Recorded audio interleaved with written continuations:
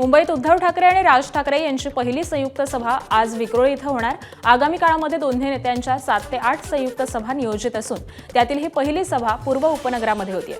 विशेष म्हणजे शिवसेना आणि मनसेच्या शाखांना देखील उद्धव ठाकरे आणि राज ठाकरे एकत्रितपणे भेटी देणार असल्याची माहिती आहे। तर दुसरीकडे अमित ठाकरे आणि आदित्य ठाकरे हे देखील मुंबईमध्ये 2 संयुक्त सभा घेणार आहेत। वचननामा जाहीर केल्यानंतर उद्धव ठाकरे आणि आदित्य ठाकरे मुंबईतील विविध शाखांना भेटी देत आहेत। मुंबईच्या पश्चिम उपनगरातील कांदिवली, बोरिवली, दहिसर या परिसरातल्या शाखांना उद्धव ठाकरेंनी भेट दिली आहे। तर कांदिवली पूर्वेतील शाखा क्रमांक 25 मधील कार्यकर्त्यांशी त्यांनी संवाद साधला, तर शाखा क्रमांक 101 ला भेट देत आदित्य ठाकरेंनी देखील कार्यकर्त्यांशी संवाद साधला।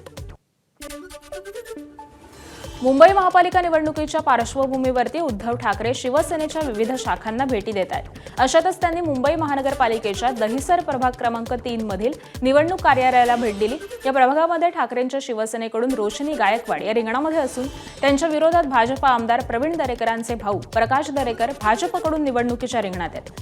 शाखा भेटीदरम्यान उद्धव ठाकरेंनी उमेदवार निवडताना मागील 5 वर्षातील कामगिरी तपासण्याचं नागरिकांना आवाहन केलंय। तर स्थानिक विरुद्ध बाहेरचा मुद्दा महत्त्वाचा नाही, तर जमिनीवर काम करणारा कार्यकर्ता हा महत्त्वाचा असल्याचं उद्धव ठाकरेंनी म्हटलंय। मुंबईच्या शिवडी इथं सचिन पडवळ यांच्या मध्यवर्ती निवडणूक कार्यालयाचं रश्मी ठाकरेंच्या हस्ते उद्घाटन झालंय। रश्मी ठाकरे यांच्यासोबत तेजस ठाकरे आणि मनसेचे नेते बाळा नांदगावकर देखील उपस्थित होते। यावेळी कार्यकर्त्यांच्या कार्यालयाच्या उद्घाटनासोबतच कार्य अहवालाचं देखील उद्घाटन करण्यात आलं। मनसेच्या बोरिवली पूर्वेतील शाखेमध्ये उद्धव ठाकरेंचं भाषण सुरू असताना शिंदेंच्या शिवसेनेची प्रचार रॅली आल्यामुळे दोन्ही पक्षाचे कार्यकर्ते हे आमनेसामने आले। उद्धव ठाकरे गाडीतून जात असताना दोन्ही गटांकडून जोरदार घोषणाबाजी करण्यात आली, त्यामुळे काही काळ तणावाचं वातावरण निर्माण झालं होतं। मात्र पोलिसांनी मध्यस्थी केल्यामुळे दोन्ही गटाचे कार्यकर्ते हे निघून गेले। उद्धव ठाकरे आज शिवडी, भायखळा, वरळी जिथं शिवसेना पक्षाची खरी ताकद आहे, जो शिवसेनेचा बालेकिल्ला म्हणून ओळखला जातो, त्या ठिकाणी शाखांना भेटी देणार आहेत। उद्धव ठाकरे यांनी ठिकठिकाणी सभा घेण्याच्या आधी मुंबईतील शाखांवरती लक्ष केंद्रित केलेलं आहे। तिथे जाऊन कार्यकर्ते आणि पदाधिकाऱ्यांशी संवाद, त्यासोबतच मुंबईकरांशी ते संवाद साधणार आहेत। आपल्या कार्यकर्त्यांना आणि पदाधिकाऱ्यांना सूचना करत आहेत। तळागाळातील कार्यकर्त्यांपर्यंत आणि आपल्या उमेदवारांपर्यंत पोहोचता यावं यासाठी शाखा भेटीचा कार्यक्रम हा पुढील 3 दिवस उद्धव ठाकरे करणार आहेत। काही ठिकाणी राज ठाकरे आणि उद्धव ठाकरे शिवसेना आणि मनसेच्या शाखांना एकत्रितपणे भेट देणार आहेत। महाराष्ट्र नवनिर्माण सेनेचे नेते अमित ठाकरे हे आज मुंबईतील पूर्व उपनगरामध्ये दौऱ्यावरती आहेत। या दौऱ्यामध्ये मुलुंड, भांडूप आणि विक्रोळीतील शाखांना ते भेट देणार आहेत। मनसेसोबतच ठाकरेंच्या शिवसेनेच्या उमेदवारांच्याही शाखांना अमित ठाकरे भेट देणार आहेत। अमित ठाकरे हे वॉर्ड क्रमांक 114 मधील ठाकरेंच्या शिवसेनेच्या शाखेला भेट देणार आहेत। महापालिका निवडणुकांच्या पार्श्वभूमीवरती आज मराठवाडा आणि पश्चिम महाराष्ट्रामध्ये मुख्यमंत्र्यांच्या सभांचा धडाका पाहायला मिळणार आहे। जालन्यामध्ये दुपारी 12 वाजता मुख्यमंत्र्यांची पहिली सभा पार पडेल। जालना शहरातील फ्रेझर बॉईज मैदानावरती ही सभा पार पडणार आहे। तर दुपारी 3 वाजता परभणीतील विष्णू जेनिंग मैदानावरती मुख्यमंत्र्यांची दुसरी सभा पार पडेल। परभणी महापालिकेमध्ये भाजपच्या तिकिटावरती 37 उमेदवार हे निवडणुकीच्या रिंगणात आहेत। दरम्यान मुख्यमंत्र्यांची तिसरी सभा ही नांदेडच्या इंदिरा गांधी मैदानामध्ये होणार आहे। दुपारी 3:30 वाजता या ठिकाणी मुख्यमंत्र्यांची सभा होईल आणि त्यानंतर संध्याकाळी 4:30 वाजता पुण्यामध्ये मुख्यमंत्री विजय संकल्प सभा घेणार आहेत। जालना महानगरपालिकेमध्ये ब्राह्मण समाजाला प्रतिनिधित्वापासून डावलल्याचा आरोप अखिल भारतीय बहुभाषिक ब्राह्मण संघटनेनं केलाय। भाजप आणि हिंदुत्ववादी पक्षांनी ब्राह्मण समाजाला गृहीत धरल्याचं संघटनेचं म्हणणं आहे। या पार्श्वभूमीवरती लवकरच ब्राह्मण समाजाची व्यापक बैठक घेऊन पुढील भूमिका ठरवण्यात येणार असल्याचं सांगण्यात आलंय। दरम्यान जालन्यामध्ये आज मुख्यमंत्री देवेंद्र फडणवीस यांची प्रचार सभा होत असून ब्राह्मण समाजाचं शिष्टमंडळ हे मुख्यमंत्र्यांची भेट घेऊन आपली भूमिका मांडणार आहे। महापालिका निवडणुकीच्या पार्श्वभूमीवरती उद्धव ठाकरेंच्या शिवसेनेला धक्का बसलाय। माजी महापौर शोभा राऊळ यांनी शिवसेना ठाकरे पक्षाच्या पदाचा राजीनामा देत भाजपमध्ये प्रवेश केलाय। मुंबईमध्ये कांदिवलीमध्ये मुख्यमंत्र्यांच्या सभेदरम्यान शोभा राऊळ यांचा पक्षप्रवेश झाला। दरम्यान शोभा राऊळ यांनी आमदार प्रवीण दरेकर यांच्या निवासस्थानी आशिष शेलारांची भेट घेतली होती आणि त्यानंतर त्यांचा पक्षप्रवेश हा झालेला आहे। मुंबईच्या धारावीतील काँग्रेस आणि मनसेच्या विविध पदाधिकाऱ्यांनी तसंच नवी मुंबईतील भाजप, ठाकरे सेना आणि मनसेच्या पदाधिकाऱ्यांनी शिंदेंच्या शिवसेनेत प्रवेश केलाय.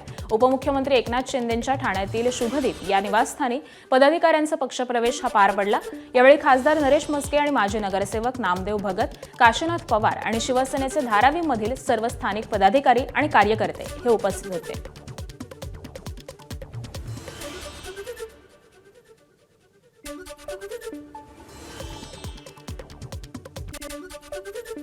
मुंबई महानगरपालिका निवडणुकीसाठी आज ठाकरे बंधूंनी शब्द ठाकरेंचा हा वचननामा प्रसिद्ध केला. यामध्ये मुंबईकरांच्या आयुष्यावरती मोठा परिणाम करणाऱ्या महत्त्वाच्या गोष्टींचा समावेश करण्यात आलाय.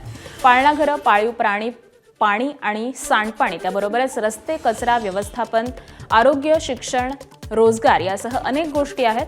हा वचननामा या महानगरपालिका निवडणुकांमध्ये गेम चेंजर ठरणार का, अशी चर्चा सध्या सुरू आहे. दरम्यान राज ठाकरे आणि उद्धव ठाकरेंनी शिवसेना भवनामध्ये संयुक्त पत्रकार परिषद घेऊन मुंबई महानगरपालिका निवडणुकीसाठी मनसे आणि शिवसेनेचा जाहीरनामा प्रसिद्ध केला.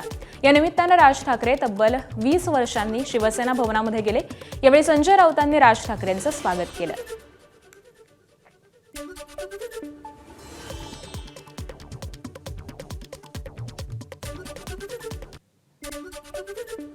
ठाकरे बंधूंनी शिवसेना भवनामध्ये वचननामा प्रसिद्ध केला. यावेळी बोलताना ठाकरे बंधूंनी सत्ताधाऱ्यांवरती चौफेर टीका केली आहे. बिनविरोध नगरसेवक निवडून येणं ही लोकशाहीची थट्टा असल्याचं उद्धव ठाकरे म्हणाले. तसंच ज्या महापालिकेमध्ये बिनविरोध नगरसेवक निवडून आले त्या ठिकाणी मतदान घेण्याचं आवाहन हे उद्धव ठाकरेंनी केलंय. की निवडणुकीमध्ये दमदाटी करून जिथे जिथे बिनविरोध निवडणुका झाल्यात, हे मला असं वाटतं निवडणूक आयोगाचं थोडंसं नाटक आहे की त्यांचा निकाल त्यांनी राखून ठेवलेला आहे. तिथली निवडणूक प्रक्रिया रद्द ठरवून तिथे पुनर्निवडणुका घेतल्या गेल्या पाहिजेत. तर तुम्ही लोकशाहीचे रक्षक आहात, नाहीतर तुम्ही म्हणजे निवडणूक आयुक्तांना म्हणतोय की तुम्ही सत्ताधाऱ्यांचे गुलाम आहात. हा जनतेमध्ये एक समज तुमच्याबद्दल होईल, तो होऊ देऊ नका. याबरोबरच पश्चिम बंगालमध्ये बिनविरोध निवडीविरोधात भाजप कोर्टामध्ये केलं होतं अशी आठवण राज ठाकरेंनी करून दिली आहे.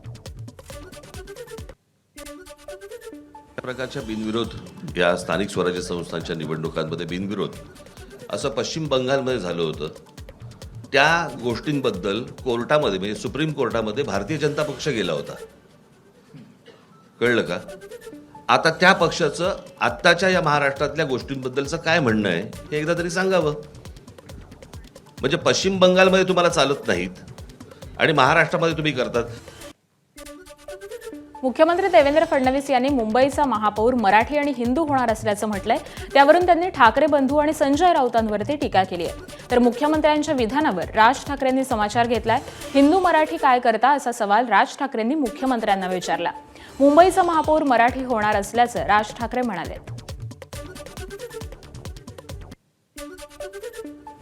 मुंबईचा महापौर महायुतीचाच होणार, मुंबईचा महापौर हिंदूच होणार आणि मुंबईचा महापौर मराठीच होणार. वारिस पठाण बोलून गेले, मुंबई में बुरखे वाली मेयर बनेगी.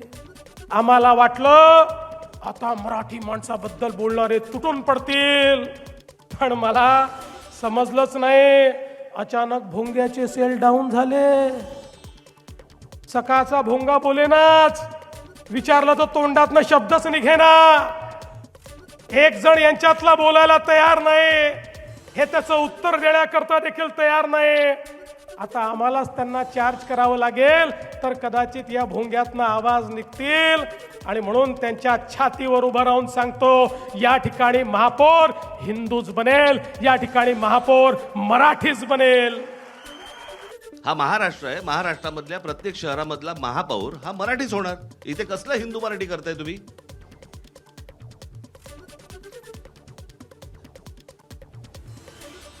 आणि मी त्या दिवशी म्हटलं नाही का तुम्हाला की आम्ही हिंदू आहोत, हिंदी नाही आहोत. तुम्हाला महाराष्ट्रातल्या या शहरांमध्ये मराठीचा मान हा तुम्हाला राखलाच पाहिजे.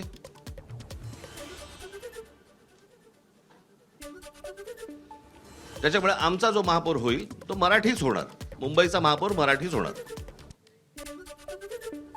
ठाकरेंच्या वचननाम्यात मराठी शब्द का नाही यावर मनसे अध्यक्ष राज ठाकरेंनी स्पष्टीकरण दिल्यानंतर यावरती शिंदेंच्या शिवसेनेनं जोरदार तोंडसूक घेतलंय. तसंच हिंदू हृदय सम्राट बाळासाहेब ठाकरेंचं नावही जाहीरनाम्यामधून गायब असल्याचं आसूड शिवसेनेनं ओढलंय.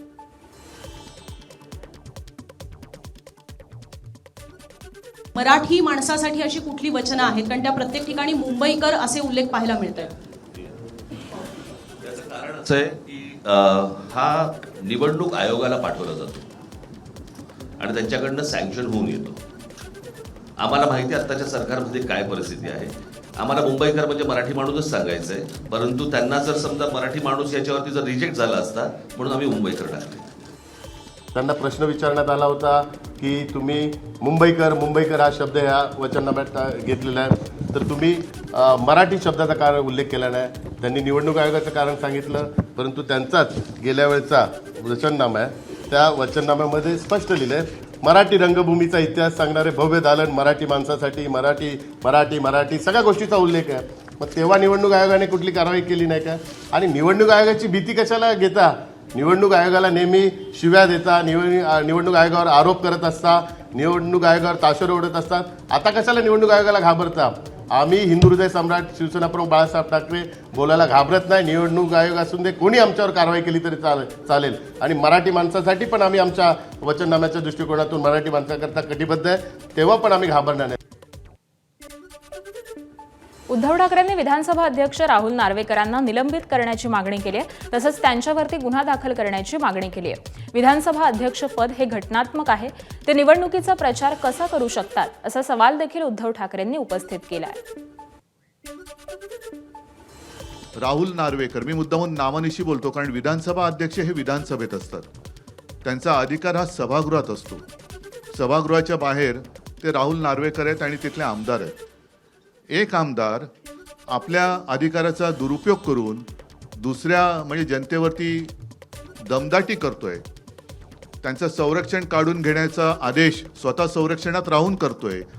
माझं तर मत आहे हा विषय गांभीर्याने निवडणूक आयोगाने घ्यायला पाहिजे आणि तत्काळ अध्यक्षांना निलंबित केलं पाहिजे. उद्धव ठाकरेंनी अमित साटम यांचा उल्लेख चाटम असा केलाय. यावरून अमित साटम यांनी हा मुंबईकरांचा अपमान असल्याचा पलटवार केलाय.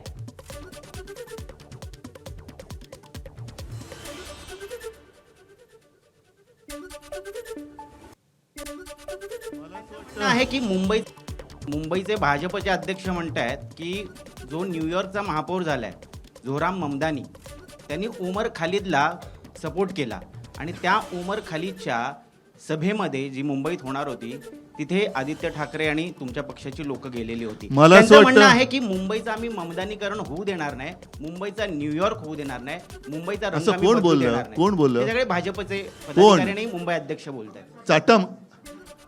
चाटम नाही काय, मला ऐकायला नाही आलं. माईक घ्या ना जरा. चाटम, मी काही कुठल्या मोठ्या कुटुंबातून येत नाही. माझं आडनाव मोठं आहे म्हणून मी इथे तुमच्यासमोर बसलो नाहीये आणि त्यामुळे कुणाच्या पुण्याईवरती मी तिथे तुमच्यासमोर बसलो नाहीये. आई वडिलांची पुण्याई आहे, परंतु मी मोठ्या कुटुंबातून येतो म्हणून मी आज इथे तुमचं प्रतिनिधित्व करत नाहीये. इथं डॉक्टर बाबासाहेब आंबेडकरांनी दिलेल्या संविधानाची ही किमया आहे की आज मी तुमच्यासमोर बसलोय. आणि त्यामुळे उद्धव ठाकरेंनी मला शिवी नाही घातली. उद्धव ठाकरेंनी या मुंबईतल्या मध्यमवर्गीय आणि गरीब प्रत्येक मराठी माणसाला त्यांनी शिवी घातलेली आहे, प्रत्येक कोकणी माणसाला त्यांनी शिवी घातलेली आहे. मी मालवणी आहे, उद्धव ठाकरेंनी प्रत्येक मालवणी माणसाला शिवी घातलेली आहे. एबीपी माझा, उघडा डोळे बघा नीट.